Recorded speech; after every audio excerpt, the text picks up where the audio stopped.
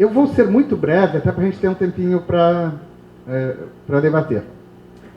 Na realidade, eu tinha algumas outras coisas para falar, mas eu vou me restringir a tocar sobre duas questões específicas, duas ou três questões específicas. A primeira é para discordar com a última coisa que ele disse. O ensino do direito não está em crise. Essa é uma discussão que a gente teve ontem no Congresso da BED. Eu tenho uma crise quando eu tinha algo melhor e entrou em crise e se tornou pior. Eu estudei há 40 anos atrás e eu tenho absoluta certeza que qualquer curso de direito que eu vá hoje no Brasil é melhor do que o que eu tinha. Na realidade, os nossos cursos são ruins, são muito ruins, mas o problema é que os nossos cursos nunca foram bons. Então, para que eu possa falar em crise, eu tenho que pressupor que eu tinha no passado um ensino melhor. Não, quando os cursos de direito foram criados, em 1800 alguma coisa, já se dizia que estava em crise. Em 1850, eles fizeram a reforma do ensino livre, liberando os alunos de frequentarem, porque o ensino estava em crise. E de lá para cá, eles sempre dizem que ele está em crise. Bem, se ele sempre esteve em crise, na verdade, ele está normal. A outra forma de ver a crise é pela funcionalidade. Os cursos não atendem aquilo para que eles foram criados. Os cursos de direito no Brasil foram criados há quase 200 anos para formarem a burocracia do Estado brasileiro, ou seja, para formarem servidores públicos do Estado Nacional. Isso eles fazem até hoje, né, Eduardo? De forma... Então, essa questão da crise e da qualidade, eu só queria colocar a minha posição que eu tenho. Ele começou dizendo, eu penso diferente do Horácio. Eu tenho uma perspectiva um pouco diferente. Acho que o nosso ensino é ruim, é muito ruim, mas ele não é pior do que ele era 20, 30, 40 anos atrás. Ou seja, ele é tão ruim quanto ele sempre foi.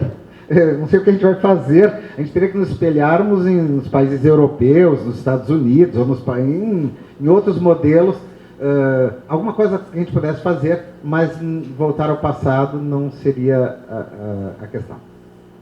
A segunda questão para a qual eu quero chamar a atenção, e que é o motivo principal pelo qual a gente decidiu fazer esse seminário, inclusive, é uma grande preocupação do nosso presidente Paulo Brincas, diz respeito ao problema do que vão fazer os profissionais do direito dentro de 10, 20 e 30 anos. Ou seja, aí não é uma preocupação a preocupação do Brincas não é com as faculdades de direito, é com a OAB mesmo, ou seja, o que nós vamos fazer com esses milhares de advogados.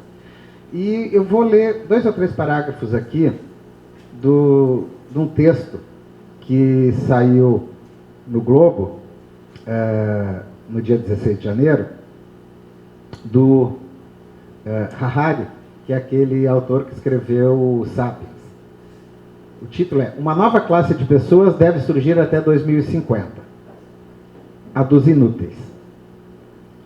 Com o avanço da inteligência artificial, os humanos serão substituídos na maioria dos trabalhos que hoje existem. Novas profissões irão surgir, mas nem todas conseguirão se reinventar e se qualificar para essas funções. O que acontecerá com esses profissionais? Como eles serão ocupados? Harari, professor da Universidade Hebraica de Jerusalém, autor do livro Sapiens, pensa ter a resposta. Em artigo, o escritor comenta sobre uma nova classe de pessoas que deve surgir até 2050, a dos inúteis. São pessoas que não serão apenas desempregadas, mas não serão empregáveis, diz o historiador. De acordo com Harari, esse grupo poderá acabar sendo alimentado por um sistema de renda básica universal, o nosso Bolsa Família, né? Ou algo do gênero. A grande questão, então, será como manter esses indivíduos satisfeitos e ocupados. As pessoas devem se envolver em atividades com algum propósito, caso contrário irão enlouquecer. Afinal, o que a classe inútil irá fazer o dia inteiro? Ou seja, mesmo que nós conseguíssemos chegar a um mundo em que a maioria das pessoas não precisasse trabalhar e que você pudesse ter um sistema de renda mínima em que as pessoas recebessem mantidas pelo Estado, nós passaremos a ter um problema grave, que é o problema do que essas pessoas vão fazer. Países que têm países da Europa, Dinamarca, a Holanda e outros países, Suíça, Suécia, que inclusive já implementaram sistemas de renda básica bastante altos, são países com alguns dos maiores índices de suicídio. Exatamente porque as pessoas não tendo o que fazer. Aí vem o problema do foco, né, Eduardo?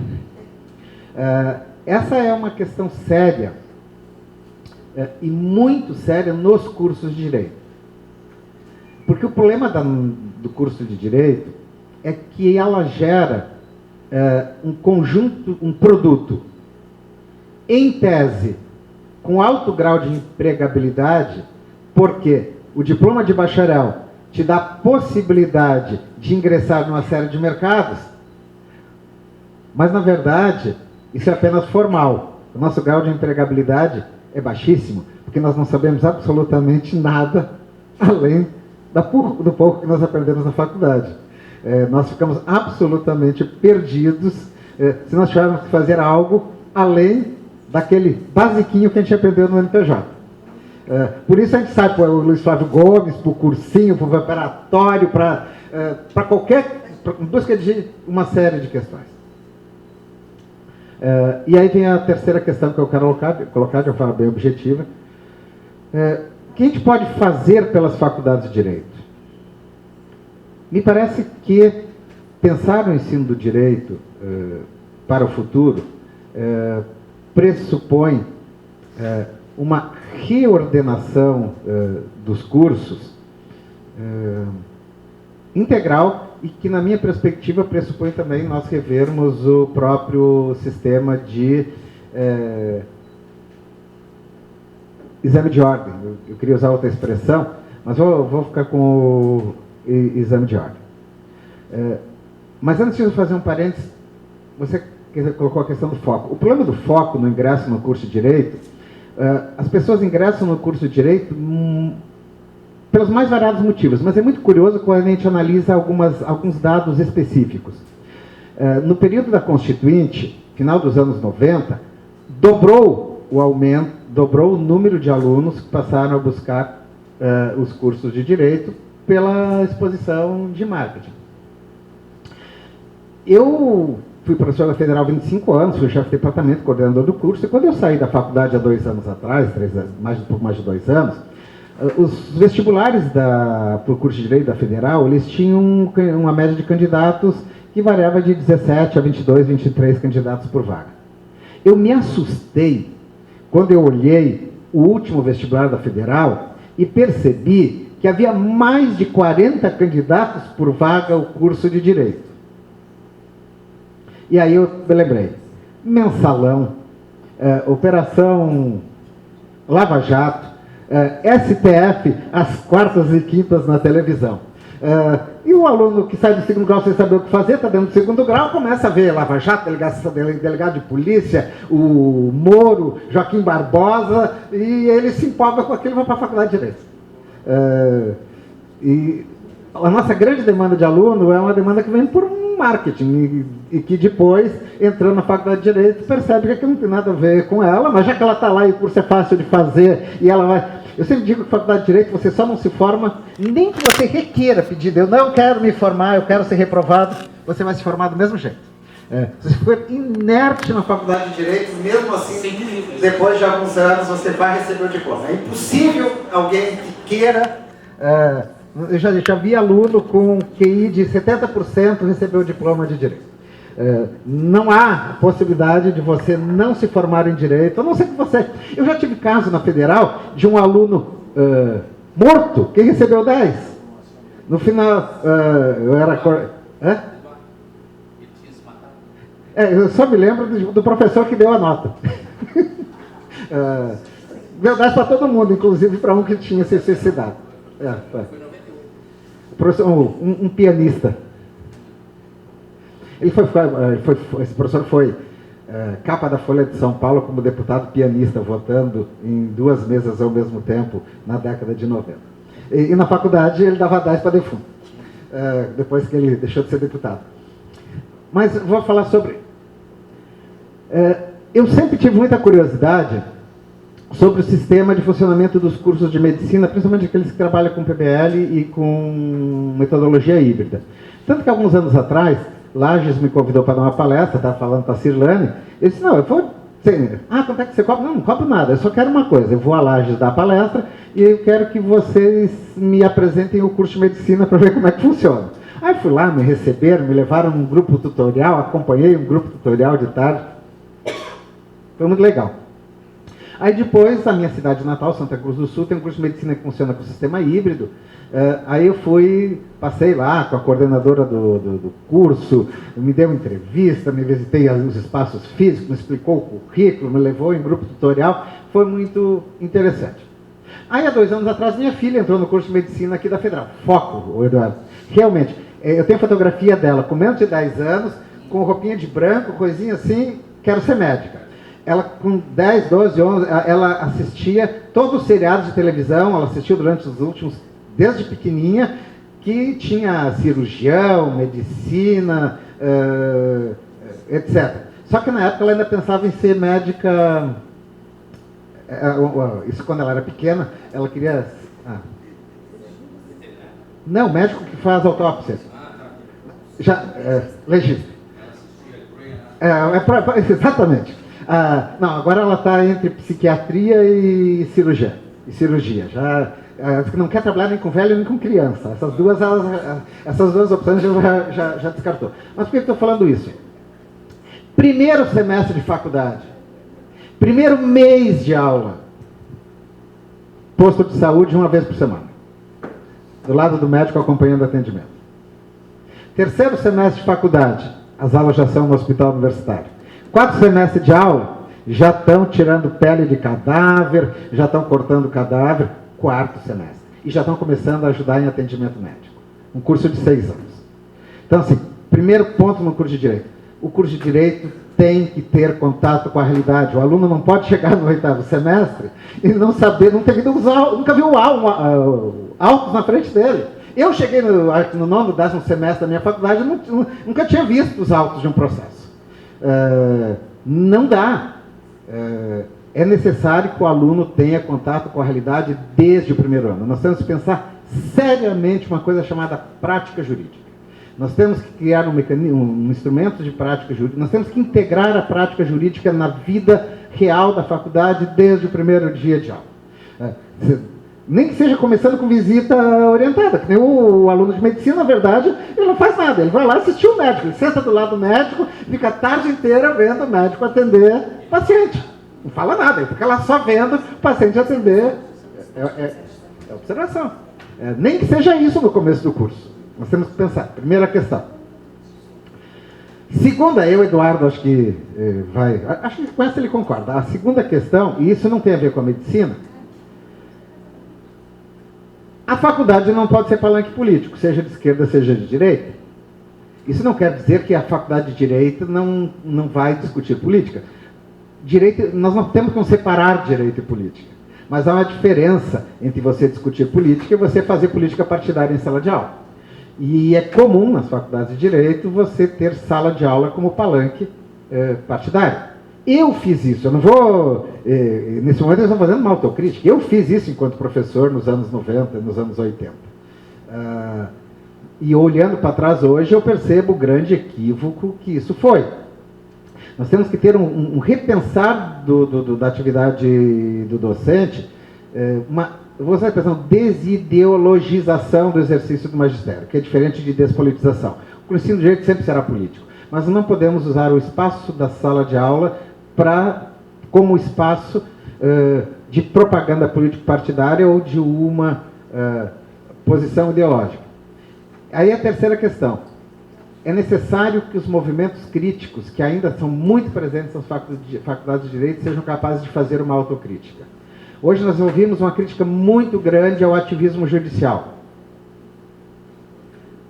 Direito alternativo é muito culpado desse ativismo judicial, e eu fui do direito alternativo, fui dos líderes do direito alternativo, tenho livros escritos sobre isso. Nós somos um dos primeiros.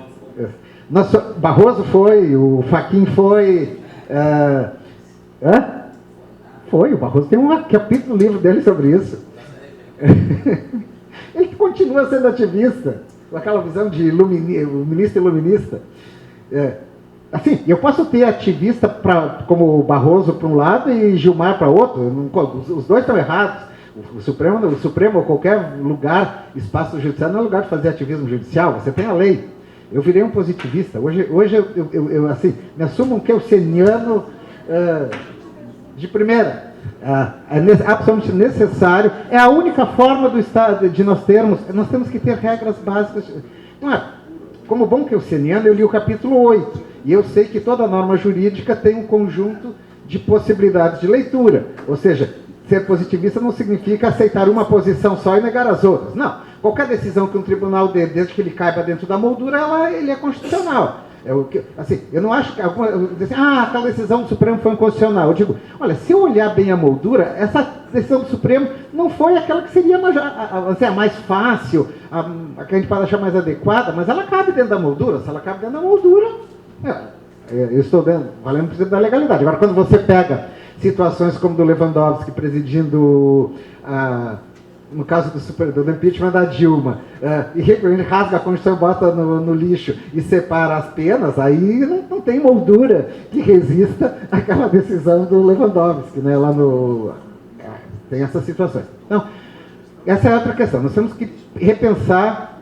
O movimento crítico tem que fazer uma autocrítica de tudo que ele fez. Isso vale para o direito alternativo. Eu fui orientando o professor Vará. Hoje, eu olhando de fora, eu percebo que Vará foi Vará casou muito mal ao ensino de direito no Brasil. Casou muito bem também, no sentido de que, quando eu penso Vará, nos anos 70, 80, ditadura militar, resistência, ele, Lira e todos os movimentos críticos são historicamente importantes. Mas nós estamos quase 2020, num regime com uma Constituição que foi construída por um poder constituinte. Hoje não tem sentido eu fazer uma crítica da Constituição ou da legislação como tinha nos anos 80. Eu estava criticando uma herança do regime militar, eu estudei durante o regime militar, eu estava criticando uma realidade muito distinta. É nesse sentido. A minha crítica do Vará é quando ele dizia que, de certa maneira, qualquer interpretação, a lei pode ter qualquer interpretação. Não pode, não. A moldura tem limites. Existem determinados limites a partir dos quais nós não podemos ir. Então, é nesse sentido que eu quero dizer. Todo mundo faz bem, todo mundo faz mal.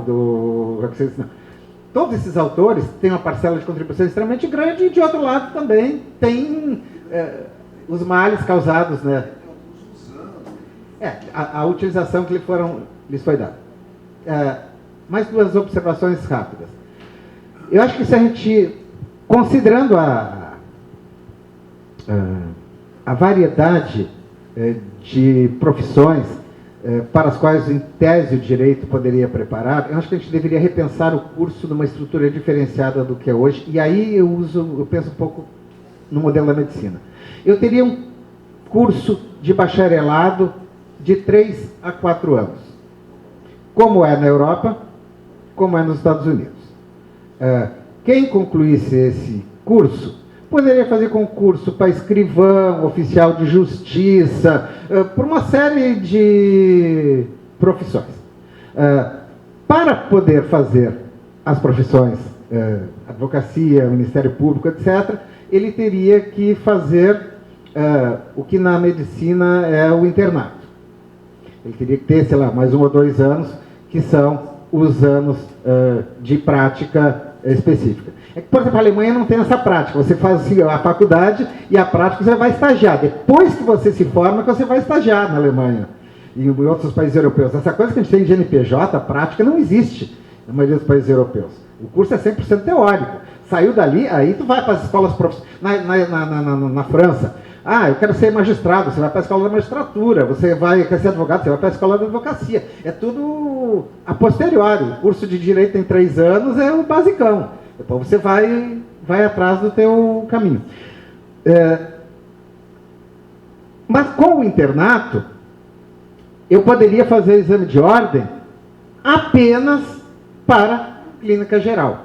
E aqui nós vamos ao modelo que é o da medicina também. Ou seja, eu faço o exame de ordem e aprovo. Eu tenho uma carteirinha que me permite advogar no civil, no penal, na primeira instância. Ponto. Nada além disso. Você vai dizer, mas é assim na Alemanha. É assim aqui do nosso vizinho Argentina.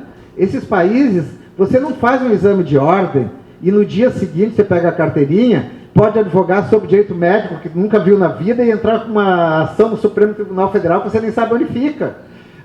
É só o Brasil que te dá essa... não é só o Brasil, né? Mas o Brasil é um país que entrega ao advogado essa carteira que pode tudo é uma nota promissória em branco.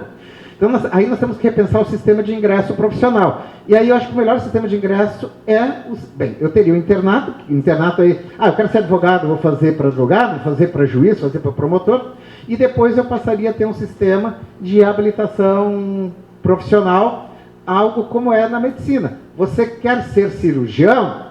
Quero ser cirurgião plástico. Bem-vindo. 6 anos de residência.